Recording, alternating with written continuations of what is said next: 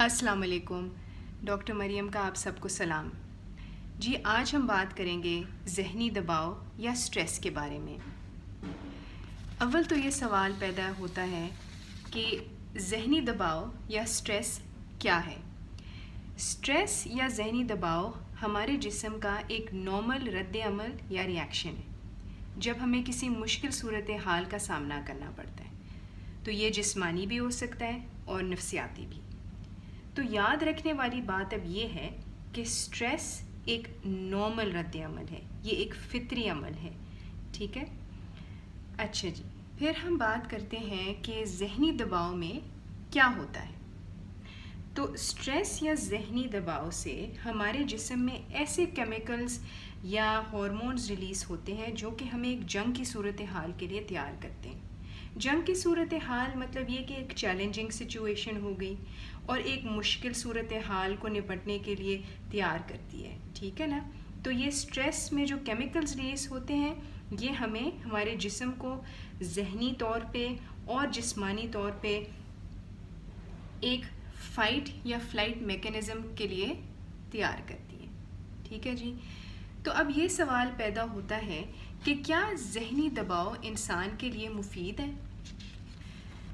جی ہاں، سٹریس کا ہونا یا ذہنی دباؤ کا ہونا ایک حد تک ہماری زندگی کے لیے بہت ضروری ہے. یہ ایک بیٹری کی مانند ہے جو کہ ہمیں فوکس رکھتی ہے اور اپنے گولز، ارادوں کو پانے میں مدد دیتی ہے.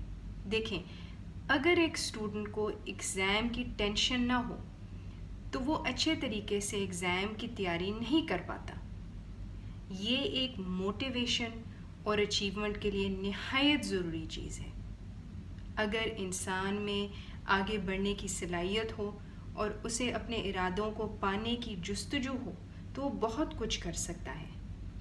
اس جستجو کی بیٹری کا نام سٹریس یا ذہنی دباؤ ہے. لیکن اگر یہ سٹریس ایک لگاتار عمل بن جائے، انگریزی میں جس کو کرونیسٹی کہتے ہیں، ایک کرونک عمل بن جائے تو یہ ہمارے لیے نقصان دہ ثابت ہو سکتا ہے.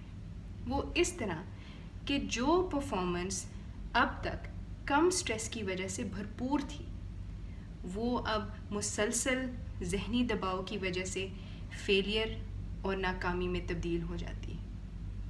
سمجھنے کی ضرورت یہ ہے کہ اگر ایک بیٹری اوور لوڈ ہو جاتی ہے تو جلنے کے امکان بھی زیادہ ہوتے ہیں. انسان کے کام کرنے اور مشکل حالات کا سامنا کرنے کی قوت زیرو ہونے شروع ہو جاتی ہے. دیکھیں، آگ ہمیں کھانا پکانے میں مدد ضرور دیتی ہے، لیکن اگر آگ زیادہ ہو جائے تو کھانا جل بھی سکتا ہے. اسی طرح انسان ایگزاسٹ ہونا شروع ہو جاتا ہے، ذہنی طور پر، جسمانی طور پر. ٹھیک ہے جی. تو اب ہم بات کریں گے کہ کیا ذہنی دباؤ انسان کے لیے نقصان دہ ہے. تو کس طرح نقصان دہ ہے؟ تو دو چیزیں ہیں اس میں. ایک تو جسمانی طور پہ اور دوسرا نفسیاتی طور پر اس کے اثرات ہیں. جسمانی اثرات میں آپ سب کو پتہ ہوگا کہ ایک سٹریسفل بندہ جو ہوتا ہے اس کو ہارٹ اٹیک، دل کی بیماریاں، بلڈ پریشر، قوت مدافعت میں کمی، ریپروڈکٹیو سسٹم، ڈائجسٹیو سسٹم، ٹھیک ہے، ان سارے سسٹمز کو افیکٹ کرتی ہے سٹریس. موٹاپے کی سب سے بڑی وجہ آج کل کے زمانے میں سٹریس ہے. پھر جسم میں درد وغیرہ. ٹھیک ہے. نفسیاتی اثرات میں نیند کا نہ آنا، چڑچڑاپن، انزائٹی، ڈپریشن، اور یہ غصے کی شکل بھی لے لیتا ہے. ٹھیک ہے جی.